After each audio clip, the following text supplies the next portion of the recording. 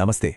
कभी ऐसा महसूस हुआ है कि कुछ पवित्र जगहों पर जाकर एक अलग ही तरह की शांति और स्थिरता महसूस होती है। ऐसा लगता है मानो हम अपनी जड़ों की तरफ लौट आए हों।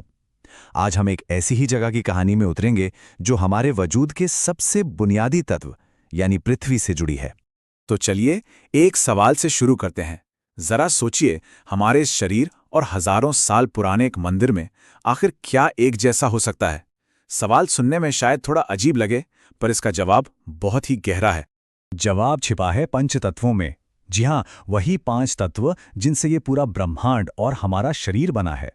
और इन सब में जो सबसे असासी है, जो हर चीज की नींव है, वो तत्व है पृथ्वी।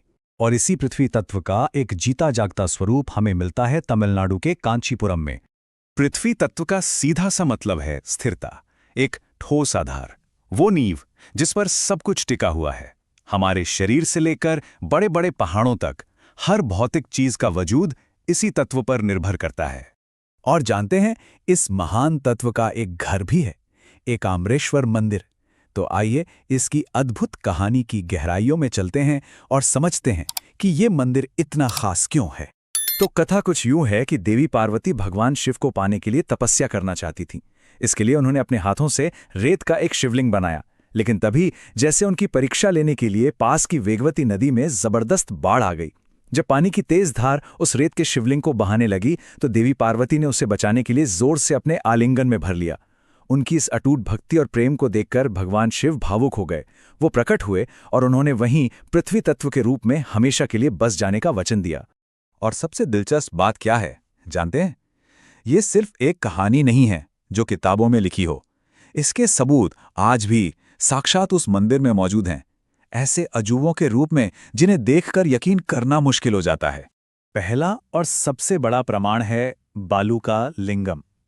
ये मंदिर का मुख्य शिवलिंग है, जो ठीक वैसा ही है जैसा मां पार्वती ने बनाया था। मतलब पूरी तरह से रेत का बना हुआ। सोचिए, ये कोई पत्थर नहीं बल्कि रेत की एक नाजुक रचना है जो हजारों सालों से वैसी की वैसी ही है। और इसी वजह से यहां अभिषेक करने का तरीका भी बिल्कुल अलग है। आमतौर पर शिवलिंग का अभिषेक जल या दूध से होता है ना, लेकिन यहां रेत से बने इस लिंगम को कोई नुकसान ना पहुंचे, इसलिए अभिषेक सिर्फ और सिर्फ सुगंधित तेल से किया जाता है। ये परंपरा आज भी उस दिव्य आलिंगन की याद दिलाती है जिसने इस शिवलिंग की रक्षा की थी। पर रुकिए, इस मंदिर के रहस्य यहीं खत्म नहीं होते। मंदिर के आंगन में समय का एक ऐसा गवाह मौजूद है जो खुद एक जीवित चमत्कार है। 3500 साल। जी हां, ये उम्र है मंदिर के प्रांगण में खड़े एक पवित्र आम के पेड़ की।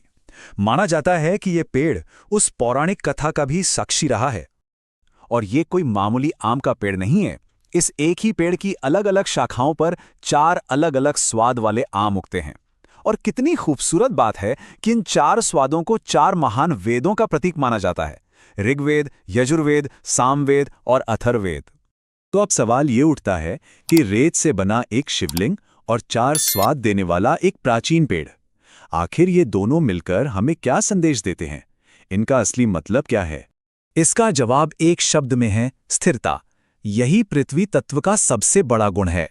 देखिए, विज्ञान भी तो यही कहता है कि किसी भी चीज को खड़े रहने के लिए एक मजबूत नींव, एक स्थिर आधार चाहिए। ये मंदिर उसी स्थिरता का सबसे बड़ा प्रतीक है। और अगर आध्यात्मिक नजरिए से देखें तो ये हमें बस इतनी सी बात याद दिलाता है कि हमारा वजूद इसी मिट्टी से है और एक दिन हमें इसी मिट्टी में वापस मिल जाना है।